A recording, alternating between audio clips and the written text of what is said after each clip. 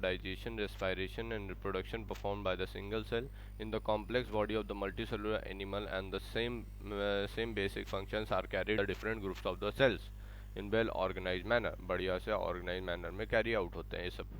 Body of a simple organism like the hydra, जैसे आप hydra का देखते हैं, वो basically बनती है by the different type of the cell, and the number of the cell in each can be 1000. कई 1000 cell से बना हो सकता है. Human body is composed of the billions of the cells to perform various functions. Basically यहाँ पे कुछ खास important question बनने लायक information नहीं है. In multicellular organism, animals group of the similar cells, basically वो आपका एक टिश्यू बनाते हैं कईयों इंटरसेलुलर सब्सटेंसेस के साथ, और जो सेल्स होते हैं वो टुगेदर आपका एक टिश्यू बनाते हैं. You may be surprised to know that all the complex animal consist of the 4 basic type of the tissue. 4 basic type of the tissue होते हैं हमारे पास, ठीक है. These tissues are organized in the specific proportion pattern and form the stomach, lung, heart, मतलब अलग अलग organ बनाते हैं ये, ठीक है. 2 or more organ perform the common function by their physical and the chemical interaction. They together form the organ system, digestive system, respiratory system. Cells and the tissues and the organ system split up the work in a way that exhibit division of the labor, contribute to the survival of the body as a whole. Animal tissue, यहाँ पे हमारा important topic start होता है animal tissue से. तो हमारे पास basically 4 type के ब्रॉडली क्लासिफाइड टिश्यूज हैं. Epithelium, connective, muscular and neural tissue we have. Okay okay epithelium tissue, we commonly refers to the epithelium tissue as epithelia. बेसिकली हम लोग उसे एपिथेलिया कहते हैं, मतलब सरफेस के अबव होती है, इसीलिए एपिथेलियम टिश्यू होती है. The tissue has free surface, मतलब एक जो है उसमें फ्री सरफेस होगा ही होगा, ठीक है. विच फेसेस इधर द बॉडी फ्लूइड, या तो वो बॉडी फ्लूइड को फेस कर रहा है होगा, या फिर outside the environment has provide protective covering, basically एक प्रोटेक्टिव कवरिंग टाइप की या फिर लाइनिंग प्रोवाइड करता है for some part of the body. The cells are compactly placed with little intercellular matrix. Intercellular matrix जो होती है वो बहुत कम होती है. There are 2 types of the epithelium tissues. Basically आपके पास 2 टाइप के epithelium tissue हो गए, simple epithelium and another is compound epithelium. Okay. Now simple epithelium is composed of the single layer. Basically simple epithelium हमारी single layer की होती है. Cells and the functions as a lining for the body cavity. Basically वो lining का काम करती है body cavity ducts और tubes में, ठीक है. That is important, यहाँ पे question आता भी है. The compound epithelium consists of 2 or more cell layer and has protective function. Basically compound epithelium का हमारा protective function होता है, क्योंकि ये स्किन और इन सब पोर्शंस में होती है, ठीक है. लगातार कईयों सेल्स की अगर लेयर बनती है तो वो कंपाउंड एपिथेलियम बनाती है. तो सिंपल एपिथेलियम को अगर हम फर्दर डिवाइड करें तो वो स्क्वामस, क्यूबॉइडियल एंड कॉल्यूमिनर होती है. ओके. देन हमारा ये आप पहला डायग्राम दे सकते हैं. पहले डायग्राम में जो हमारी ये दे रखी है आपके फ्लैटेंड सेल, ठीक है, ये हमारा स्क्वामस एपिथेलियम के बात कर रहा है. बेसिकली एक के ऊपर इरेगुलर बाउंड्रीज के साथ प्लेस्ड है, तो ये स्क्वामस एपिथेलियम है. क्यूबॉइडियल एपिथेलियम है, आप क्यूब लाइक सेल्स देख सकते हैं, इसलिए क्यूबॉइडियल एपिथेलियम. और सी और डी जो हमारा ये वाला डायग्राम है, ये वाला डायग्राम, दोनों हमारे कॉल्यूमिनर एपिथेलियम के ही हैं. एक कॉल्यूमिनर एपिथेलियम सिंपल दिखाई गई जिसमें लंबे लंबे सेल हैं, और इनका न्यूक्लियस आप देख सकते हैं ऊपर और नीचे, ठीक है. यहाँ पे बेसिकली आपका हेयर लाइक सेल्स भी होते हैं जो कॉल्यूमिनर, बेसिकली इसमें इसको हम सीलिया कहते हैं, जो ये हमारी है, ठीक है. Squamous epithelium is made up of a single thin layer of the flattened cells with the irregular boundary. Basically जो हमारे squamous epithelium जैसा आपने ऊपर देखा वो thin है, flattened cell है, irregular boundary के, ठीक है. They are found in the walls of the blood vessel. Blood vessels की wall में आपको मिलेंगे. ये important है, कहाँ कहाँ ये मिलते हैं. This is very frequently asked. Walls of the blood vessels में मिलेंगे, और आपको मिलेगा air sacs of the lungs में, ठीक है. Involve in the function like forming a diffusion boundary. Basically एक डिफ्यूजन बाउंड्री बनाने में बेसिकली बहुत रिस्पॉन्सिबल होता है, ठीक है. क्यूबॉइडियल एपिथेलियम जो होती है हमारी, cuboidal epithelium is composed of single layer of the cube like cell. Single layer होती है क्यूब लाइक सेल, जैसा कि आपने यहाँ पे देखा. Is commonly found in the ducts of the gland. Basically ducts जो होती हैं ग्लैंड की, and tubular parts of the found in the kidney and are the main function and the secretion and absorption. इनका main function क्या है? Function है secretion और absorption का, ठीक है. एपिथेलियम ये जो पीसीटी में होती है, ठीक है, हैज़ माइक्रोविलाई. वहाँ पे आपके माइक्रोविलाई प्रेजेंस होते हैं, ठीक है. ये क्यूबर्डियल एपिथेलियम ही मिलती है वहाँ पे। अच्छा, ये क्वेश्चन बहुत अच्छे से पूछा जाता है, ये पीसीटी में कौन सी मिलेगी? पीसीटी में आपकी क्यूबर्डियल एपिथेलियम मिलेगी, ये याद रखिएगा। क्यूबर्डियल और कॉलमनर में बहुत बार कंफ्यूजन हो जाता है in the paper when we write. Columnar epithelium is composed of the single layer of the tall cylinder cell. Tall cylinder cells होते हैं columnar epithelium में। Nuclei are located at the base, जो इसके nucleus होते हैं वो basically base पे होते हैं। Free surfaces may have the microvilli, जो free surface है वहाँ पे microvilli हो सकते हैं, ठीक है। They are found in the inner lining of the stomach, ये बहुत important है। Inner lining of the stomach और intestine में आपके columnar मिलते हैं, ना कि cuboidal, ठीक है। Inner lining of the stomach and the intestine you will get columnar epithelium। in the secretion और absorption में help करता है ये। if the columnar cuboidal cells bear the cilia on the free surface, जो अगर cilia bear करते हैं free surfaces पे उनको हम ciliated epithelium कहते हैं। जैसा कि आपने ये वाला डायग्राम देखा, ये cilia bear कर रहा है इसलिए ciliated epithelium है ये। Their function is to move particle और mucus in the specific direction। Basically एक particular direction में किसी भी particle और mucus को move कराना इनका function होता है। They are mainly present in the inner surface of the hollow organs like the, ये जो हमारे ciliated आपको epithelium मिलेगी वो कहाँ पे मिलेगी? hollow organs like the bronchioles and the fallopian tube में मिलेगी, ठीक। columnar epithelium के जो ciliated होते हैं वो आपको यहाँ पे मिलेंगे, एंड जो माइक्रोविलाई वाले होते हैं वो आपको इंटेस्टाइन एंड स्टमक में मिलेंगे, ओके। नाउ अब कुछ कॉल्यूमनर या फिर क्यूबॉइडल सेल अगर कभी स्पेशलाइज हो जाते हैं, जैसे आप ये देख रहे हैं डायग्राम 1 में, ये यूनिसेलुलर है, ठीक है। यूनिसेलुलर है और ये मल्टीसेलुलर। जो बेसिकली यूनिसेलुलर होगा वो बेसिकली गॉबलेट सेल्स का फॉर्मेशन कराएगा, ठीक है। और अगर मान लीजिए आपके कईयों सेल्स साथ में एक ग्लैंड टाइप का बना लेते हैं तो वो ग्लैंडुलर एपिथेलियम का एग्जाम्पल है, जो बेसिकली आपके सलाइवरी ग्लैंड हो गए या other type of the gland. Some of the columnar और the cuboidal epithelium gets specialised for the secretion are called as glandular epithelium. ऐसे एपिथेलियम को हम ग्लैंडुलर एपिथेलियम कहते हैं। They are mainly of the two type, unicellular है, ठीक है। Unicellular है तो वो गॉबलेट सेल्स होते हैं एलिमेंट्री कैनाल के, ओके। अगर आपका मल्टी सेलुलर है जैसे सलाइवरी ग्लैंड हो गया आपका, ठीक है। Basis of the mode of the pouring, अगर जैसा हम सिक्रीशन देखते हैं, अब ग्लैंड्स की बात हो रही तो ग्लैंड्स में हम ऑब्वियस सी बात है दो टाइप के ग्लैंड होते हैं, एक्सोक्राइन एंड एंडोक्राइन ग्लैंड। अगर एक्सोक्राइन ग्लैंड अगर देखते हैं तो हमारे mucus, saliva, ear wax, oil, milk, digestive enzyme and other cells products, ये हमारे एक्सोक्राइन होते हैं, ठीक है। These products are released through the ducts or the tube, ये basically ducts और tube से रिलीज होते हैं। In contrast, endocrine gland do not have duct। जो हमारे एंडोक्राइन ग्लैंड होंगे भाई उसमें कोई भी डक्ट नहीं होगी, ठीक है। वो डायरेक्टली अपना सिक्रीशन पॉर करते हैं into the fluid bathing the gland. जो भी हमारा टिश्यू फ्लूइड होता है वहाँ पर्टिकुलर, उसी में डायरेक्टली अपना सिक्रीशन सारा करते हैं। एंडोथीलियम अगर देखते हैं, कंपाउंड एपिथेलियम अगर हम देखते हैं, वो एक या मल्टी लेयर्ड होती है, ठीक। मल्टी लेयर जैसे स्किन हो गई, स्किन में आपके लगातार लेयर्स बनी हुई हैं। This has the limited role in the secretion and absorption में उनका बहुत लिमिटेड रोल होता है, ज़्यादा रोल नहीं होता है। The main function is to provide the protection against the chemical and the mechanical stress. जो भी केमिकल और मैकेनिकल स्ट्रेस होते हैं उनके अगेंस्ट में वो प्रोटेक्शन प्रोवाइड करता है। They cover the dry surface of the skin. Basically ये जो है हमारे dry surface of the skin को हमारे कवर करते हैं। Buccal cavity, pharynx, inner lining of the, ये हमारा बहुत इंपॉर्टेंट है कि कंपाउंड एपिथेलियम कहाँ पे मिलेगी? Dry surface of the skin, moist surface of the buccal cavity, pharynx में मिलेगी, inner lining of the ducts of the salivary gland and the pancreatic duct. अब यहाँ पे बात कर लेते हैं, बेसिकली हमारे तीन टाइप के जंक्शन होते हैं। एक तो हमारा टाइट हो गया, अडियरिंग हो गया, गैप जंक्शन हो गया। यही बेसिकली हमारा बहुत इंपॉर्टेंट है, ठीक है। ये इतना पोर्शन बहुत इंपॉर्टेंट, ठीक है। तो बेसिकली जो हमारे टाइट जंक्शन होते हैं, टाइट जंक्शन कोई भी लीकेज नहीं होगा, ये याद रखिए बीच में, ठीक है। जो एडियरिंग जंक्शन होगा वो बेसिकली एक दूसरे को सीमेंटिंग मटेरियल होता है, एक दूसरे को साथ में रखने के काम आते हैं, ठीक है। गैप जंक्शन जो होता है, गैप जंक्शन थोड़ा सा कनेक्शन बनाता है, जैसे प्लाज्मिड मेटल कनेक्शन है वो गैप जंक्शन में आ जाएगा, ओके। तो वो बेसिकली कनेक्शन बनाता है cytoplasm of the adjoining cells में, ओके, जिसकी वजह से आपका कुछ transfer of the molecules and the ions हो पाता है। और ये जितने भी तीन टाइप के जंक्शन हैं ये आपके एपिथेलियम में ही प्रेजेंट होते हैं। इस पे क्वेश्चन आया हुआ है, okay. Now connective tissue basically हमारे मोस्ट अबेंडेंट है, distributed in the body of the complex animal. They are named connective because of their special function of the linking and supporting the other tissues organs of the body.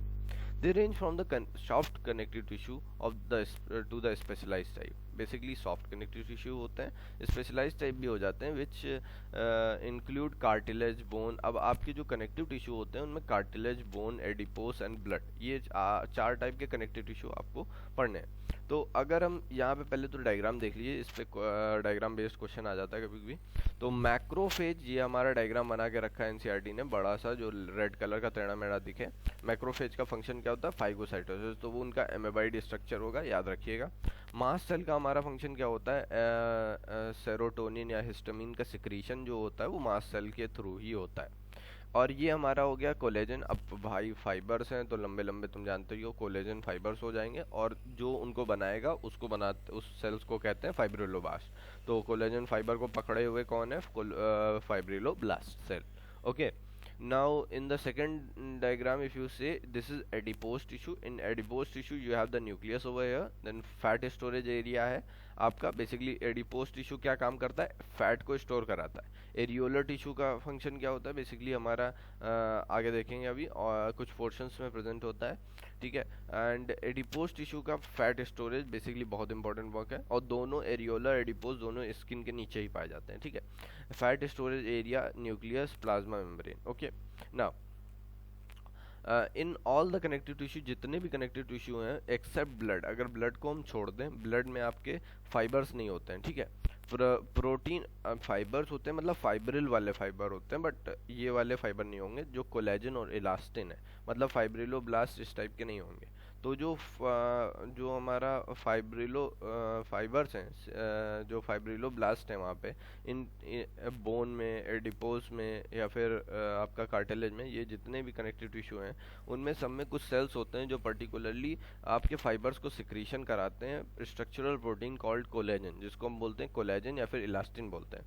The fibres provide strength, elasticity, flexibility. और ये जो fibres होते हैं ये strength, elasticity और flexibility provide करते हैं किसी पर्टिकुलर टिश्यू को.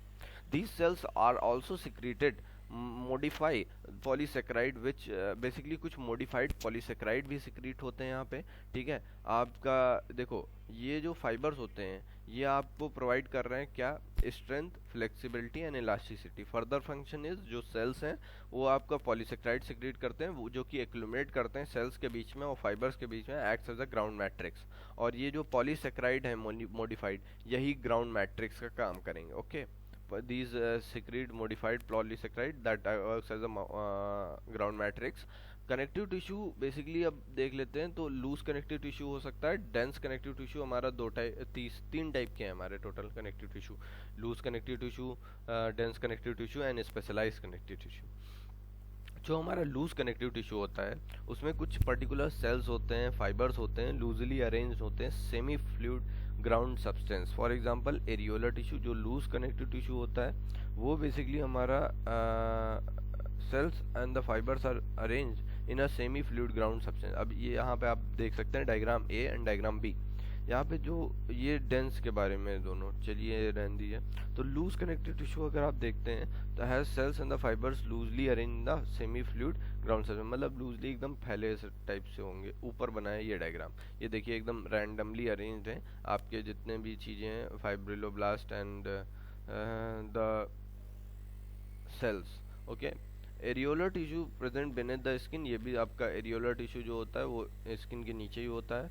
Often something the important support framework for the epithelium. Epithelium के लिए बहुत इंपॉर्टेंट फ्रेमवर्क होता है, मतलब जो हमारी ऊपर एपिथीलियम की लेयर होती है उसको मसल से अटैच करने का जो काम करता है वो एरियोलर टिश्यू ही करता है. इसीलिए क्वेश्चन बना था, आई हैव डन इट, तो कि इंट्यूगमेंट्स को अटैच करने का काम कौन सा करता है? वो एरियोलर टिश्यू होता है. ये प्रीवियस ईयर क्वेश्चन है. इट कंटेन्स फाइब्रिलोब्लास्ट, उसमें बेसिकली फाइब्रिलोब्लास्ट होते हैं. Cells that produce and secrete macrophages, secrete fibre. ये हमारे तीन टाइप के सेल्स हैं, फाइब्रिलोब्लास्ट होते हैं, मैक्रोफेजेस होते हैं, मास्ट सेल होते हैं. जो फाइब्रिलोब्लास्ट हैं वो सिक्रीट करेंगे fibres. Adipose tissue, another type of the loose connective tissue located mainly beneath the skin.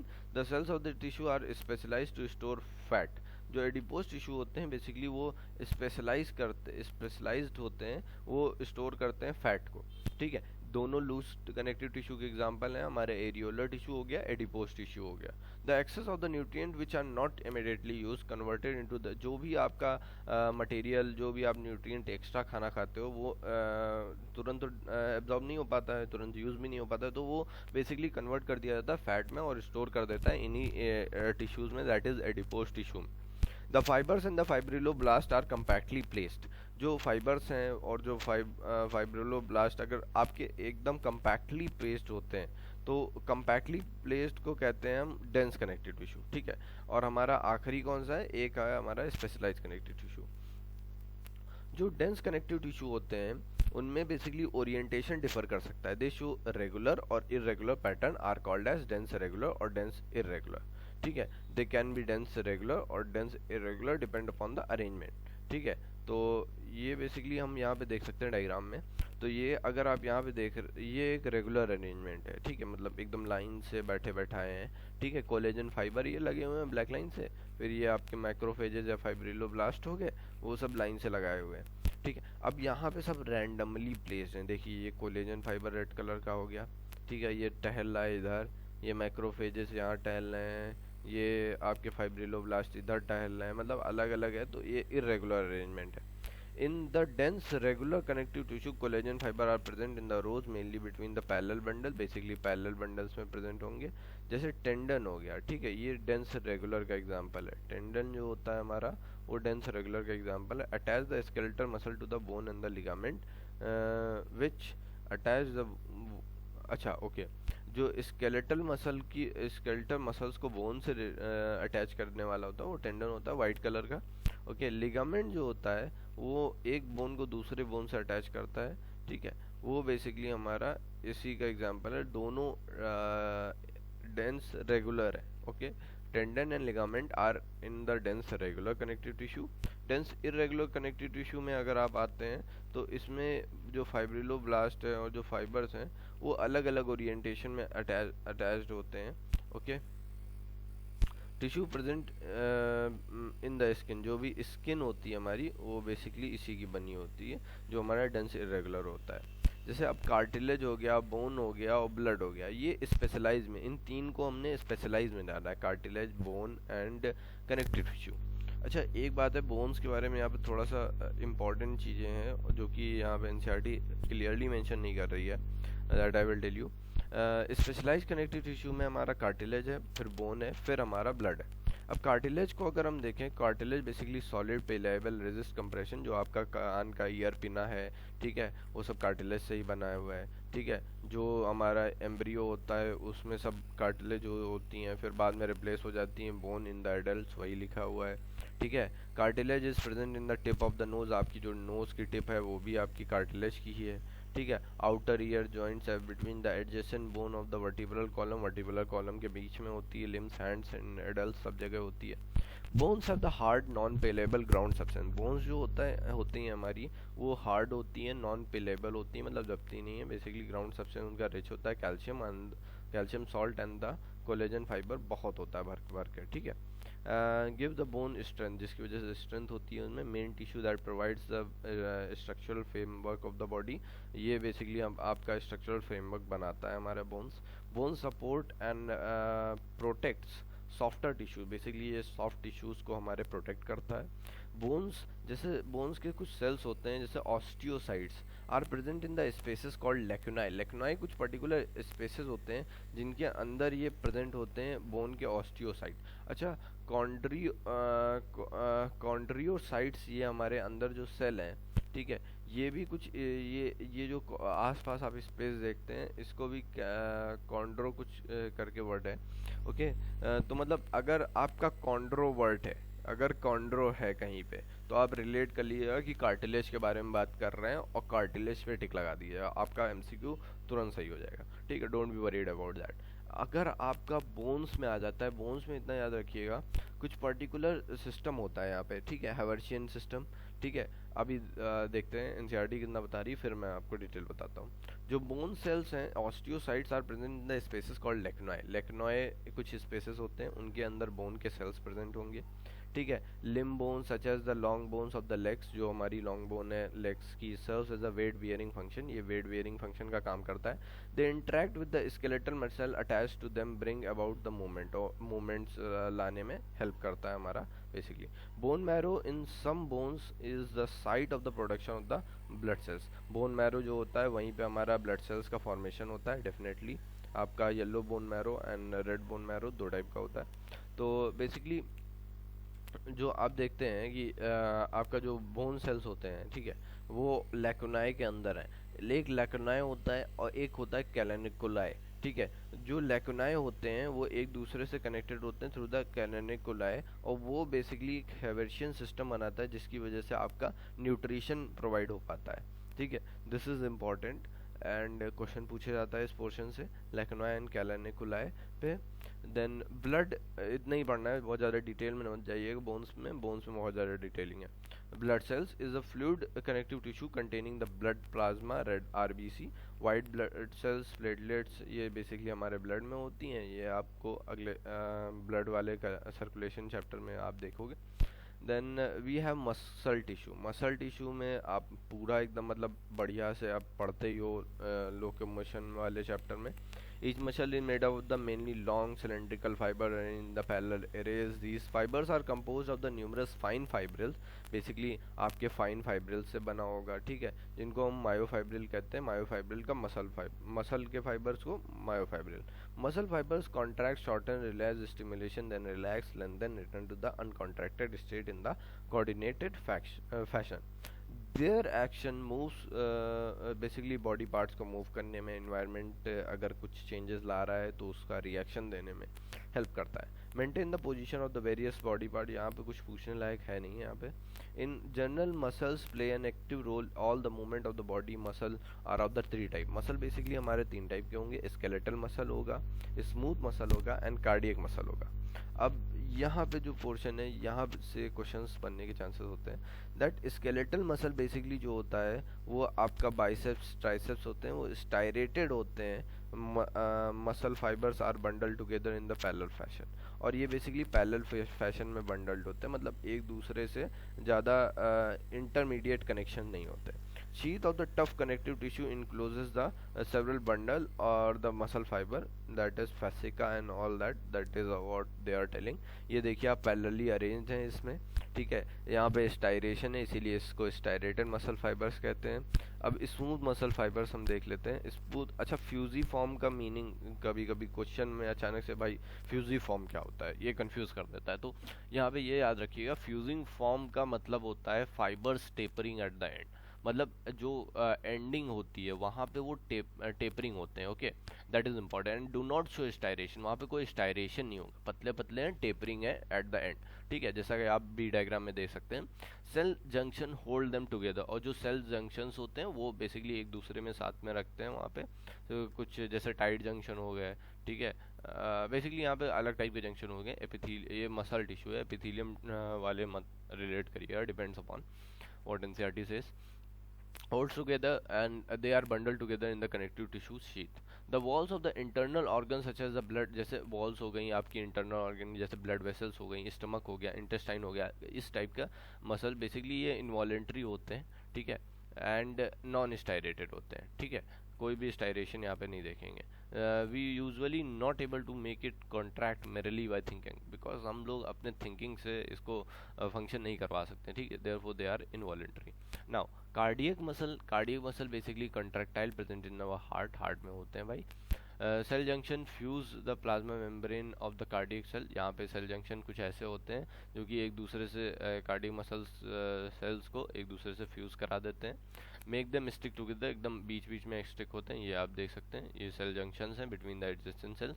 ये न्यूक्लियस है, बीच में स्टायरेशन होता है इसमें, ठीक है। कम्युनिकेशन जंक्शन इंटरलेटेड डिस्क, अच्छा ये इंपॉर्टेंट है, यहाँ से क्वेश्चन बना है।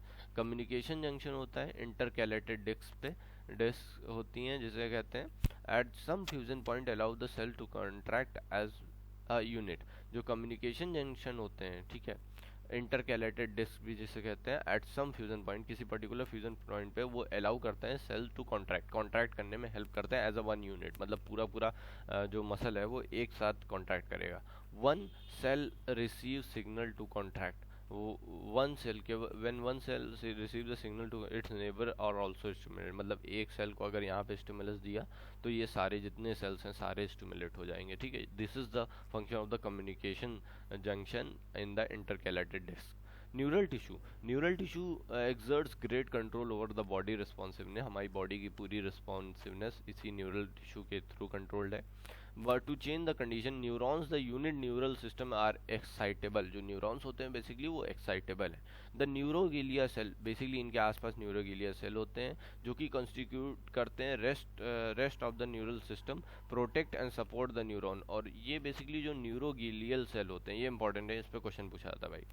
जो न्यूरोगिलियल सेल हैं वो कॉन्स्टिट्यूट करते हैं rest of the neural system and protect and support the neuron. ये बेसिकली जो न्यूरोगिलिया सेल देख रहे हैं आप, ये डायग्राम देखिए, न्यूरोगिलियल सेल ये छोटे छोटे बने, ये बेसिकली प्रोटेक्ट करते हैं और सपोर्ट करते हैं पूरे न्यूरॉन के सारे पूरे नर्वस सिस्टम में होते हैं। Neuroglia cell make up more than one half of the volume of the, मतलब 1/2 वॉल्यूम से ज़्यादा करीब न्यूरल टिश्यू का जो वॉल्यूम होता है वो न्यूरोगिलिया सेल ही होता है, ठीक है। When the neuron is suitably stimulated, electrical disturbance is generated swiftly travels along the plasma membrane। वो आप देखोगे नर्वस सिस्टम में कैसे वहाँ पे ट्रेवल हो रहा है, 3 सोडियम बाहर जा रहे हैं, 2 पोटेशियम अंदर आ रहे हैं, resting potential and all these things you will study in the chapter neuron. Arrival of the disturbances at the neuron ending or the output zone triggers event that may cause stimulation and inhibition of the adjacent neuron and the other cell, यही लिखा हुआ है, ठीक है।